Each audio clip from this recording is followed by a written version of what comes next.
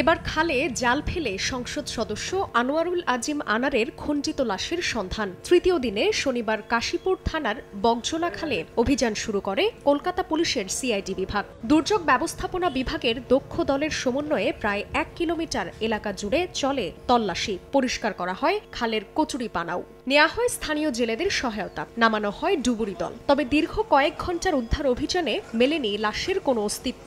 এমনকি খণ্ডিত মরদেহ বহনের জন্য ব্যবহৃত প্লাস্টিকের ব্যাগের অস্তিত্ব খুঁজে পাওয়া যায়নি। স্থানীয়রা বলছেন, আশপাশে তেমন কোনো বাড়িঘর না থাকায় রয়েছে কুকুর শিয়ালের উৎপাত।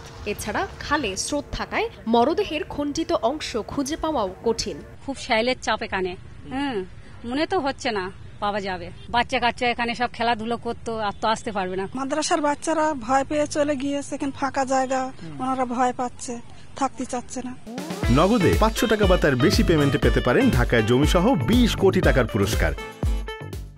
সিআইডি বলছে, লাশের কোনো অস্তিত্ব অথবা আলামত না পাওয়া পর্যন্ত অভিযান চলবে। এদিকে হত্যা মিশনের অন্যতম সদস্য কসাই জিহাদকে রিমান্ডে নিয়ে জিজ্ঞাসাবাদ করছে পুলিশ।